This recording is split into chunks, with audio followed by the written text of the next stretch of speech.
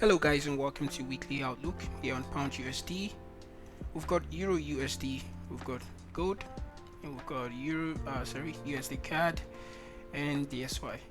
Quickly starting off with pound USD continuation from last week. What I'll be anticipating is a continuation to the downside here. Looks like we have a mini downtrend here. If we strike to the daily time frame, we've seen the price was in a continuous higher highs, higher lows, higher highs, higher low. Now it looks like we're creating a higher low, possibly just a retest of this region here, the regions of 1.34. okay, now with that being said, so what I'll be anticipating is at market open, a possibility that price will continue to the downside and reject this region here, and maybe a pullback to these regions and possibly here for starters, but I might anticipate that price will just continue to the upside after that. Okay, yeah, basically this is what I'll be anticipating as market open, continuation to the downside to retest 1.34 and then continue to the upside. If price breaks through this was previously had resistance, now it's a very strong support.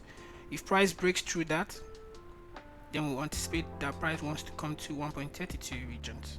For now, at market open, I want to see price pick up orders around these regions and continue to the upside. Alright, this is what I'll be looking out for.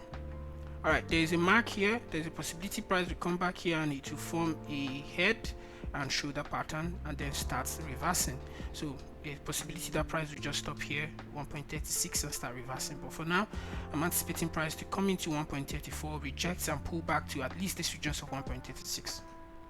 That's that for pound USD. Euro USD was having some kind of dull moment while pound USD was just striving. So in looking at this, if you slide to the 1 hour time frame, you'd see price has broken through this region here, but it looks like it's retesting here. So I'll just push something here, kind of like it. So at market open, similarly, I would just want to see price to start pushing down to these regions of 1.16, okay, and then pick up orders to pull back to these regions of 1.1750 and possibly maybe above. And if price breaks below this region here, of course you know what that is, we'll look for a retest and a sell down to the downside. Okay, now that's that for pound USD. Gold looks like it's retesting. Let me put this up a little bit. This regions here, it's rejecting these regions, and possibly we might want to pull back to these regions one more time or even below, or we just look out to see price break above this region, retest it, and then continue to the upside. All right, another dimension here might be to see price coming to these regions and still go back to the upside, but for now I'm looking out for the break to the upside, or we'll get a huge rejection from these regions down. That's that for gold. And USDCAD basically kind of stalling around this region.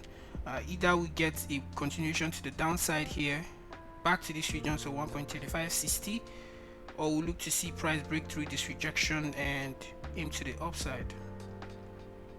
All right, and lastly DXY, prices at the critical regions previously held support, now pulled as resistance. So I'm anticipating that price will start coming back to the downside and creating lower lows and lower highs back to 96, or we'll get price to break above this region, retest, and then continue to the upside. From what I'm looking at, I'm seeing this price being very strong, and we've kind of like getting some kind of rejections here already. If that's the case, then we might start pulling down, and then if we start going down for DXY, weak DXY, that means we might actually start pulling back to the upside here. But in this case, we might want to see price complete what it has started here on pound USD to retest these regions. Okay, it's kind of like weird that the DXY has already arrived, but we could get some kind of fake out and then continue to the downside. But if we start getting strong bearish movements here, then we'll be getting some kind of formation to buy to the upside here. Similarly with Euro USD. Okay, that's that for that. I'll see you guys for updates maybe Wednesday or Thursday, and ciao.